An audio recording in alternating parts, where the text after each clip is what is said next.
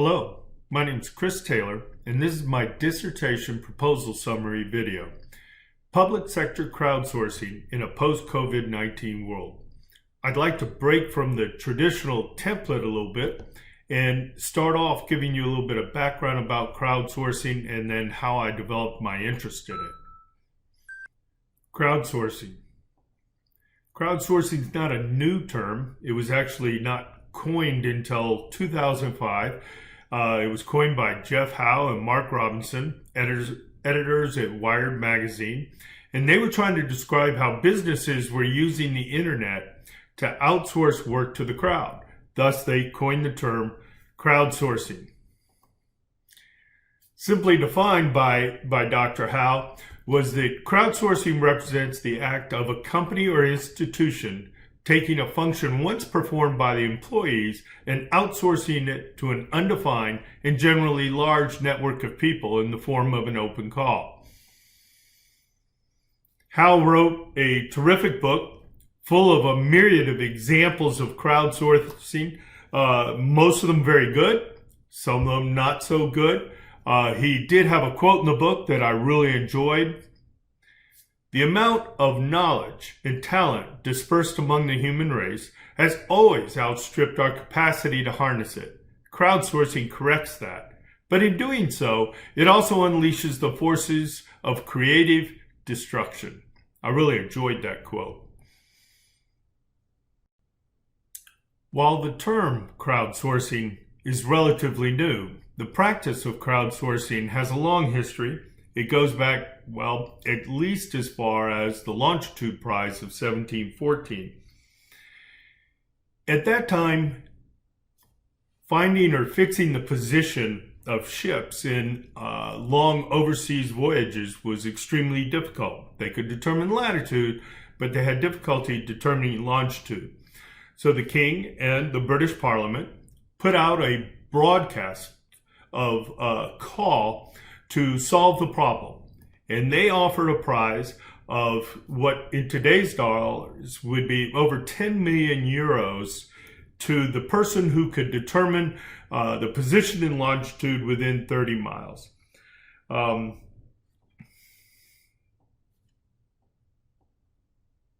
That's the guy that solved it right there. That's John Harrison. He was not an expert navigator. He was not a ship captain. He was not a cartographer or anybody who worked in that. Actually, he was a watchmaker, but he figured out the way to solve the problem. He came up with what is called John Harrison's H1 marine chronometer, and he satisfied the needs to win the prize. But of course, winning the prize and collecting the prize are two different things. Regardless, the value capture or the value add of this particular crowdsourcing endeavor was massive when you consider that it gave the British Empire a huge advantage on the seas for almost over a century. While the Longitude Prize was by all accounts a huge success, at least in terms of value capture and value add to the British Empire. There were imitators, people who also went to outsource problems or broadcast problems to the crowd and had fantastic solutions. However, we didn't see this huge surge in the use of the crowd until we saw a transformation in the internet. I'm going to call this a transformation to what we will refer to as the participatory web or Web 2.0. This represents a paradigm shift from the old web as a passive information source to the new web, encouraging active participation and contribution. There's a number of people who were influential during this time, but in terms of the crowd, probably none other more than James Surowiecki and his book, The Wisdom of the Crowd. James Surowiecki talks about the amazing ability of the crowd to make decisions. He goes back to Sir Francis Galton and Galton's trip to the state fair and his statistical analysis of a contest to measure the weight of an ox once the meat has been slaughtered. The details are not important. The importance is that Surowiecki cites study after study after study of the ability of the crowd to make wise choices. I think that this is going to come into play more so when we start talking about how to sift through the answers, the solutions that crowdsourcing presents. But regardless, I found the book by Surowiecki to be amazing, and I would recommend it to put on just about everybody's reading list. The next thing was, how does that technology make our consumers into collaborators?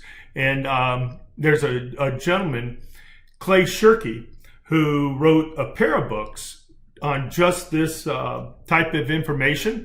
I thought that his concepts around cognitive surplus were amazing. I think his first book was Here Comes Everybody, which talks about people's ability to organize, particularly using this new Web 2.0 or participatory web. And then his second book, Cognitive Surplus, was one that I thought was really interesting and intriguing.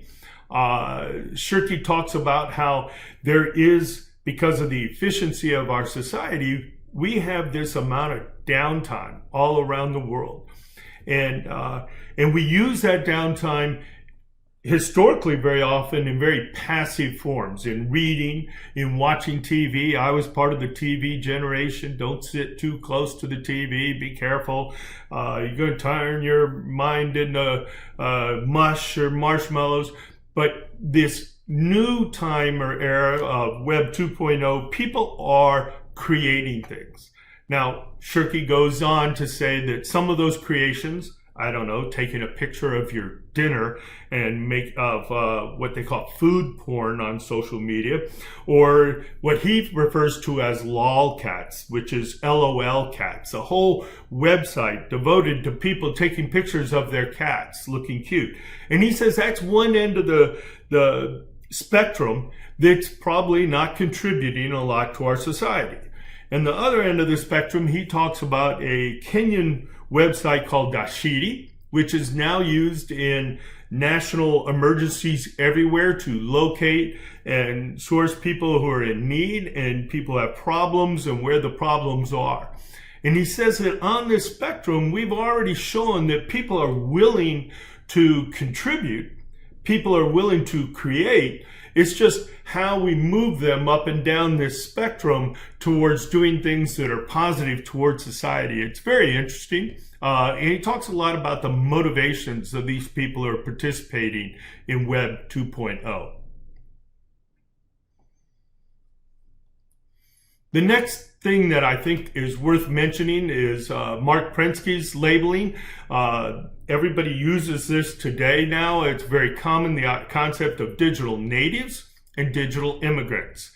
Digital natives are people who have grown up their whole life using this interaction of the digital or virtual world. They're able to multitask. This would be today's millennials. Digital immigrants are people like me. I had a flip phone. I had a BlackBerry. I didn't want to give up my BlackBerry for anything.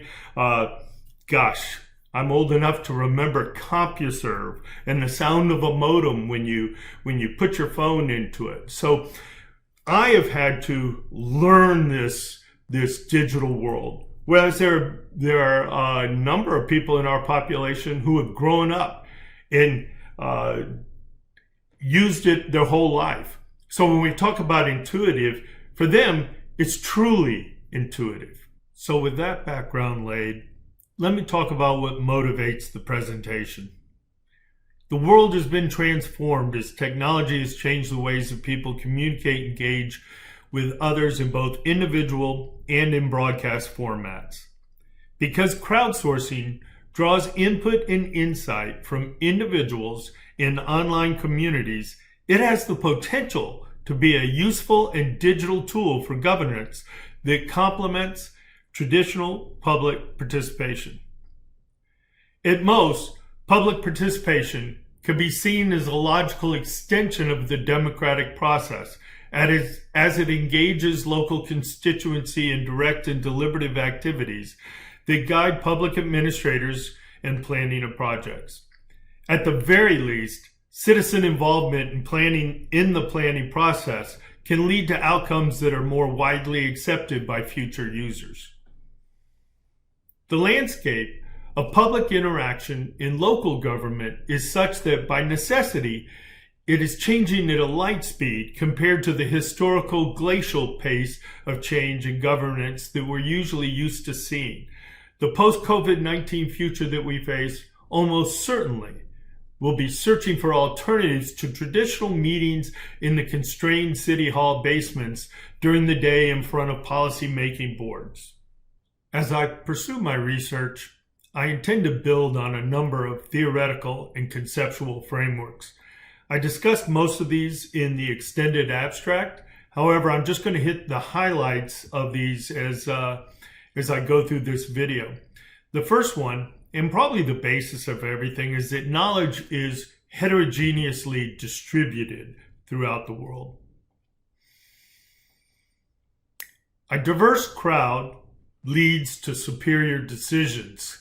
And that's another key point of the crowdsourcing. Not everyone in the crowd is motivated by extrinsic rewards.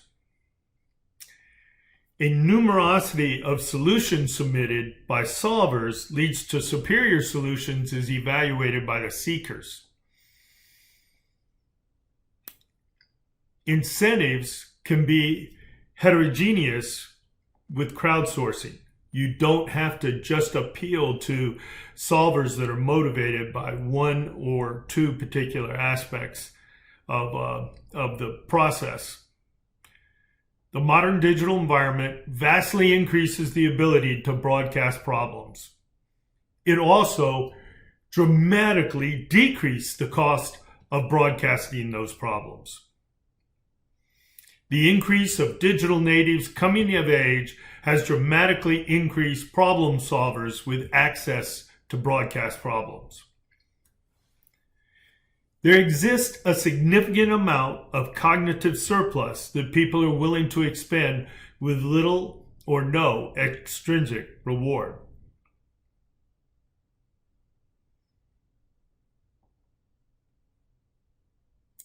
My research questions are two. The first one is, how are local governments using crowdsourcing to tap into the energy, creativity, and talents of their citizens? The second is, what are the perceptions of local administrators and managers of the role that crowdsourcing might play in engaging with their citizenry in a post-COVID-19 world? My proposed methodology is as follows.